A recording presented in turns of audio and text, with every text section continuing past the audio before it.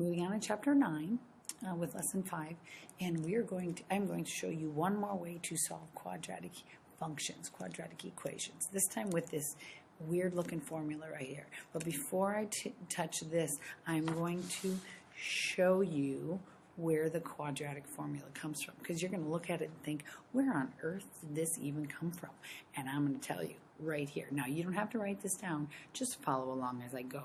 Okay, so a quadratic function has to have that x squared term. All right, oftentimes, it has a bx and then plus c.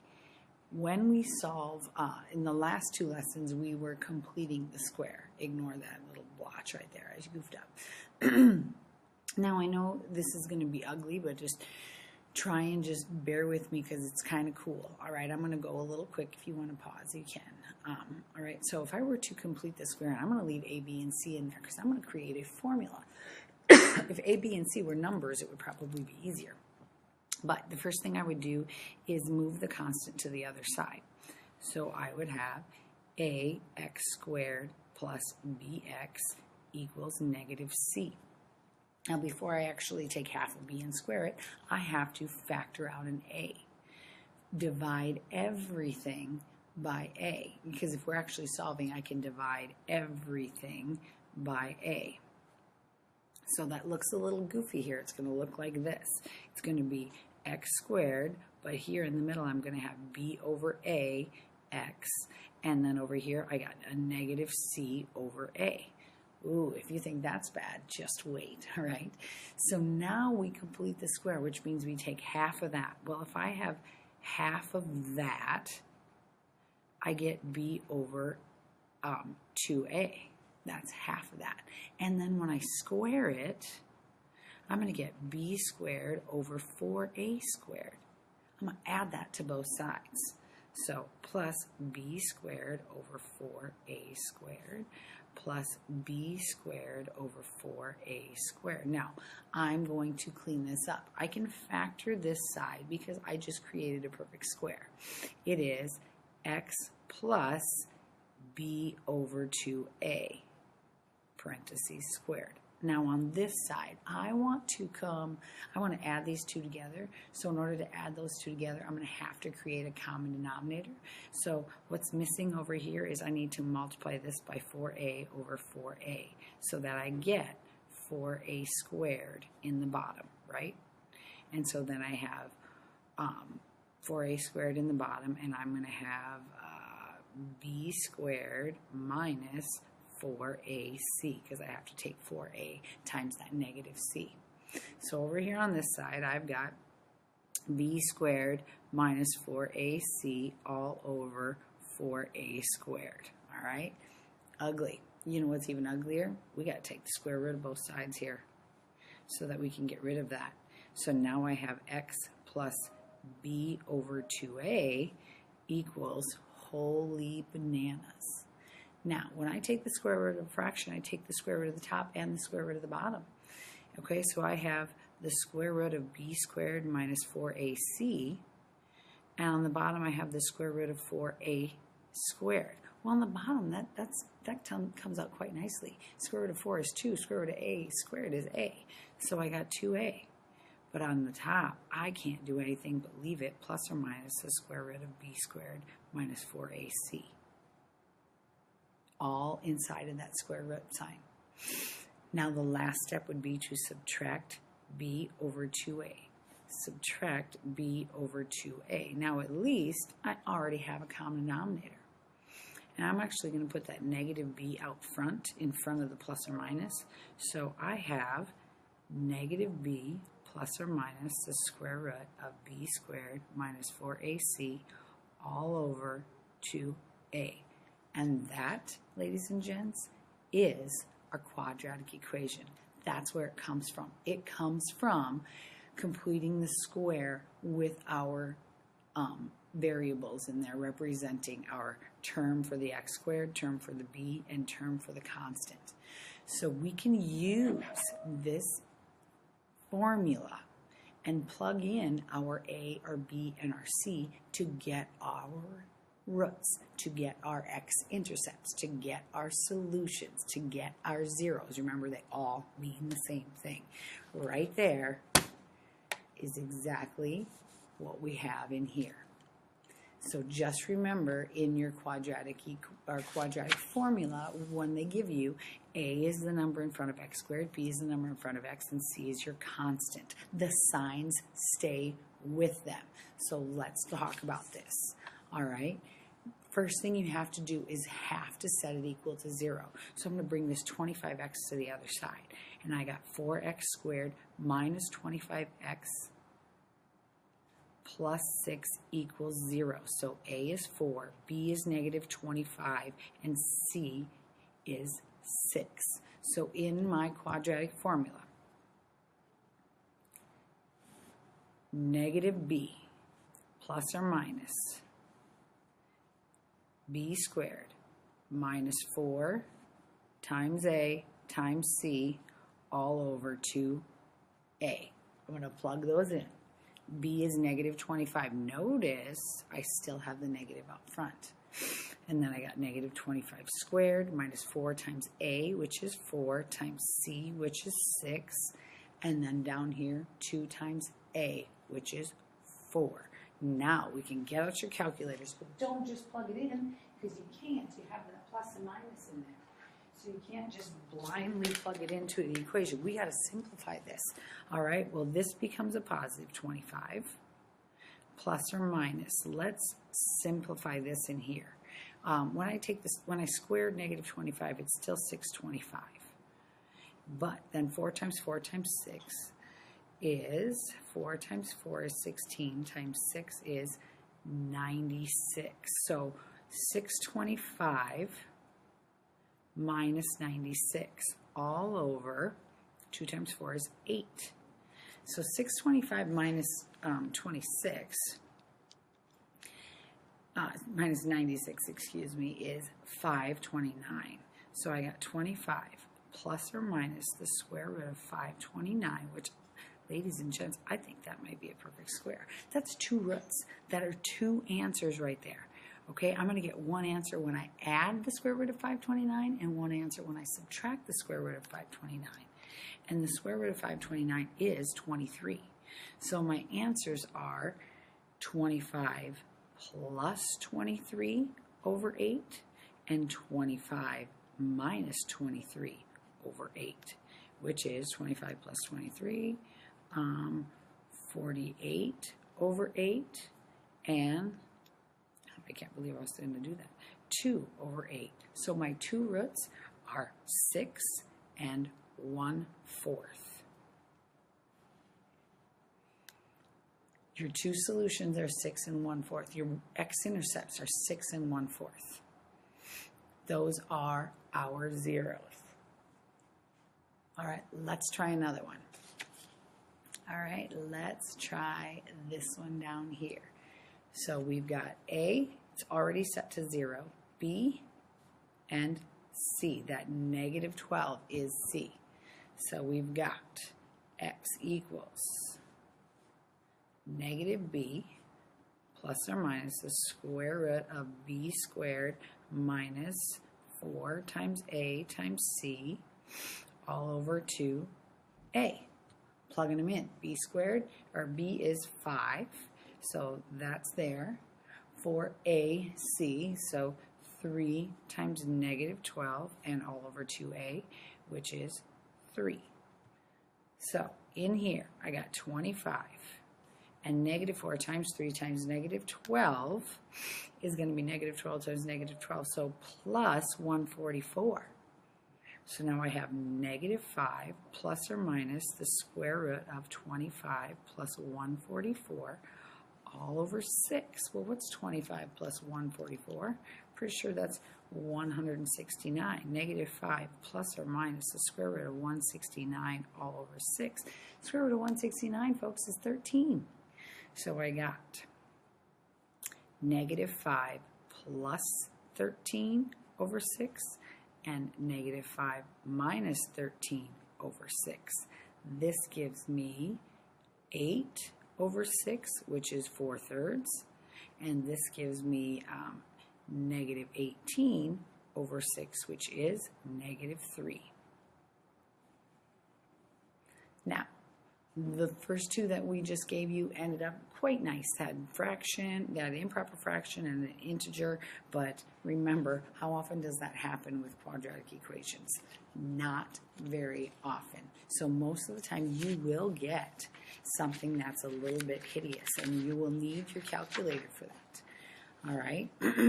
Now, let's just show you. We have learned 4 different ways for solving quadratic equations. We could graph it and find the x-intercepts. We could factor it as long as it's not prime. We could use the quadratic, or we could complete the square. So the first way we learned is nice when it works. So if I have x squared minus 4x minus 12, because I got to set it equal to 0, I could factor it, which would be x minus 6 and x plus 2 equals 0. So x minus 6 equals 0. So x equals 6, and x plus 2 equals 0. So x equals negative 2. That was the first way we learned how to solve them. It was just like that. Then we moved on and we talked about graphing. Now, graphing wasn't very fun because it was a little bit harder. X squared minus 4x minus 12. So we get just my axis of symmetry, x equals negative b over 2 times 1. So we've got 8 over 2, which would be 4. So over here, 1, 2, 3, 4. All right, plug in 4.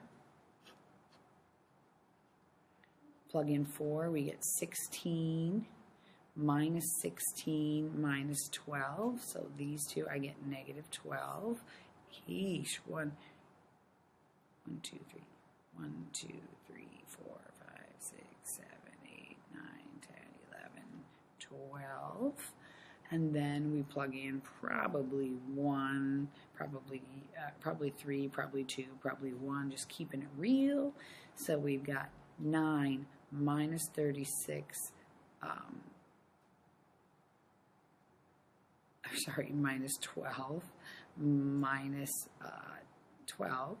So 9 minus 12 minus 12, that's 24, and 24 plus 9 gives me 13, right? No.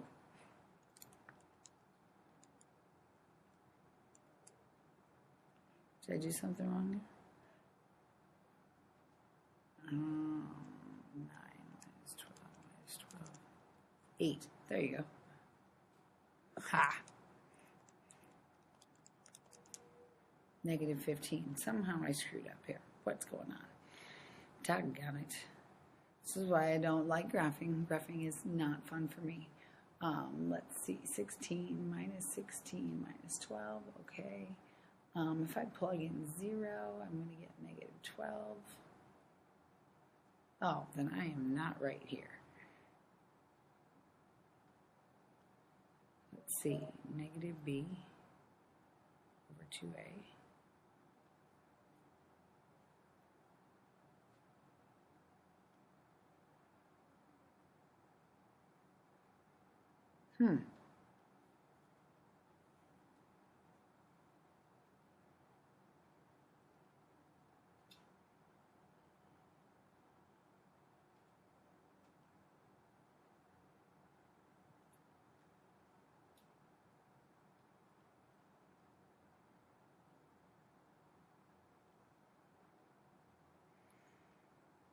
Okay.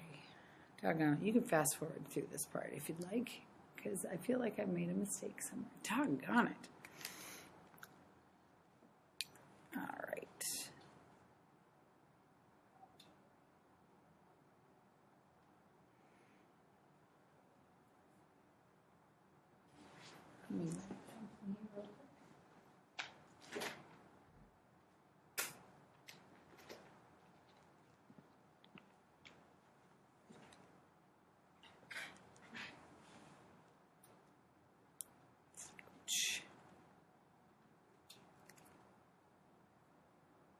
Oh, thank you.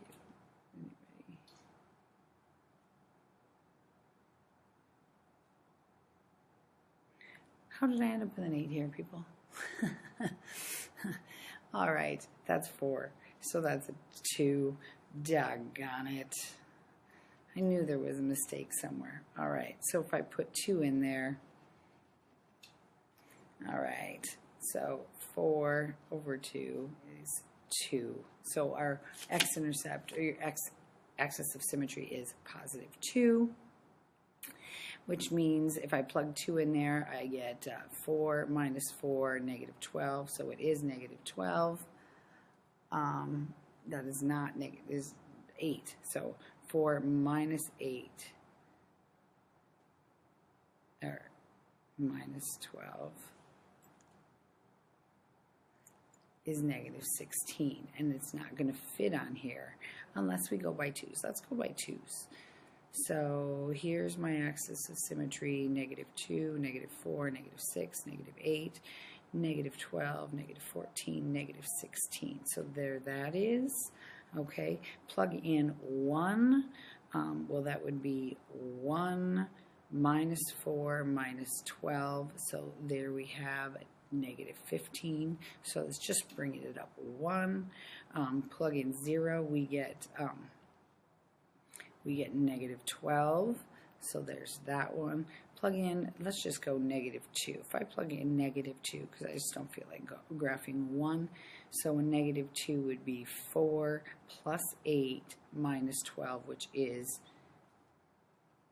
0. So negative 2, 0. And then this would be right there. So here we are, negative 2 and 6. This is why we don't like to graph. Graph takes too long and too many calculations and too much stuff. So we also talked about completing the square. Let's look at this one. If we were completing the square, x squared minus 4x equals 12. Half of 4 is 2. 2 squared is 4. So when I add 4 to both sides, I can now factor this to x minus 2 squared. And over here I've got 16. When you take the square root of both sides, you get positive and negative 4. And then you add the 2, you get x equals 2 plus and minus 4. So x plus, or 2 plus 4 is 6, 2 minus 4 is negative 2, and we talked about that way. The very last way is the quadratic formula. So remember that x squared minus 4x minus 12, here's a, b, and c. So the quadratic formula is a negative b plus or minus the square root of b squared minus 4 times a times c, all over 2 times a. In this case, we've got 4.